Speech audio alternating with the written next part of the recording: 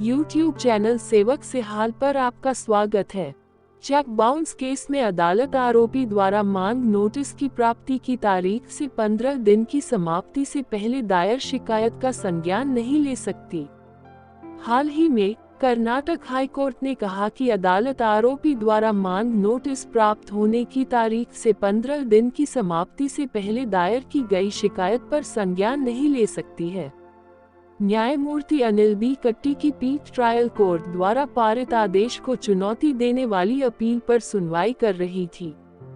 इस मामले में आरोपी ने अपनी घरेलू जरूरतों को पूरा करने के लिए 50,000 रुपये का ऋण लिया और 1 वर्ष के भीतर इसे चुकाने का वादा किया। इस दायित्व को पूरा करने के लिए उन्होंने स्टेट बैंक ऑफ मैसूर नगर भवी शाखा बेंगलुरु पर 50,000 रुपये का चेक जारी किया। हालांकि जब शिकायतकर्ता ने अपने बैंक कॉर्पोरेशन बैंक अंजना नगर शाखा बेंगलुरु के माध्यम से चेक प्रस्तुत किया तो अपर्याप्त धनराशि के कारण ये चेक बाउंस हो गया। इसके बाद शिकायतकर्ता ने पावती देय RPAD के साथ पंजीकृत डाक के माध्यम से और कुरियर के माध्यम से एक मांग नोटिस भेजा। हालांकि RPAD के माध्यम से भेजा गया नोटिस दावा नहीं किया गया के रूप में लौटा दिया गया था। डिमांड नोटिस मिलने के बावजूद आरोपी ने न तो जवाब दिया और न ही चेक में अंकित रकम चुकाई। नतीजतन शिकायतकर्ता ने परक्राम्य लिखित अधिनियम 1881 की धारा 142 1B के तहत शिकायत दर्ज की। अपीलकर्ता के वकील S.B. हल्ली ने कहा कि चेक जारी करना और चेक पर आरोपी के हस्ताक्षर विवादित नहीं है, इसलिए शिकायतकर्ता के पक्ष में वैधानिक धारणा बनानी होगी। शिकायतकर्ता द्वारा दायर की गई शिकायत पूर्व परिपक्व नहीं है और भले ही यह माना जाए कि पूर्व परिपक्व शिकायत दर्ज की गई है, यह आरोपी को बरी करने का आधार नहीं हो सकता है। न्यायालय पूर्व परिपक्व शिकायत पर संज्ञान लेने को स्थगित कर सकता था। A.V. प्रतिवादी के वकील रामकृष्ण ने प्रस्तुत किया कि शिकायतकर्ता द्वारा दायर की गई शिकायत पूर्व परिपक्व है और न्याय अधिनियम की धारा 138C का उल्लंघन है।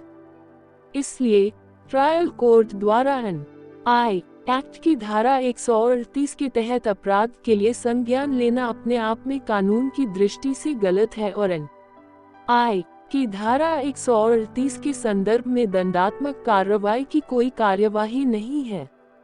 आरोपी के खिलाफ कार्रवाई की जा सकती है। पीठ के समक्ष मुद्दा ये था, क्या न्याय अधिनियम की धारा 138 के तहत दंडनीय अपराध के लिए ट्रायल कोर्ट द्वारा पारित अपील के तहत दिया गया निर्णय विकृत, मनमाना और कानूनी रूप से टिकाऊ नहीं है।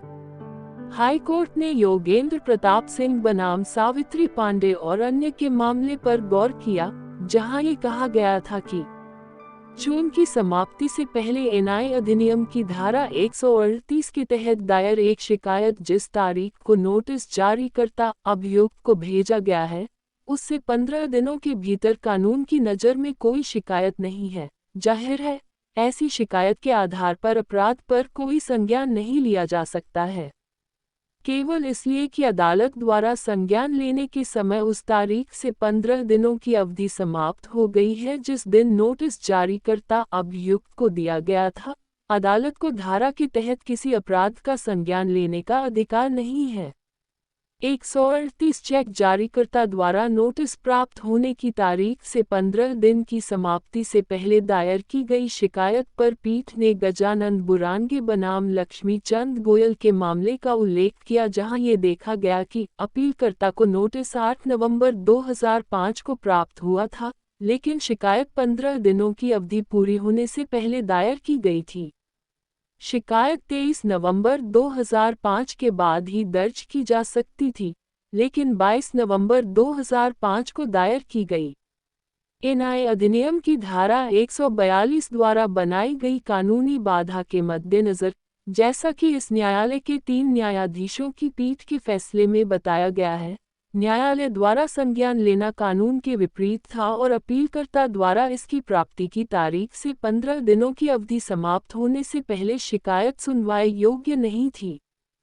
हाईकोर्ट ने कहा कि शिकायतकर्ता के लिए अब एकमात्र उपाय गजानंद बुरांगे बनाम लक्ष्मीचंद गोयल मामले में शीर्ष अदालत के फैसले के संदर्भ में एक नई शिकायत दर्ज करना है। उपरोक्त के मद्देनजर पीठ ने अपील स्वीकार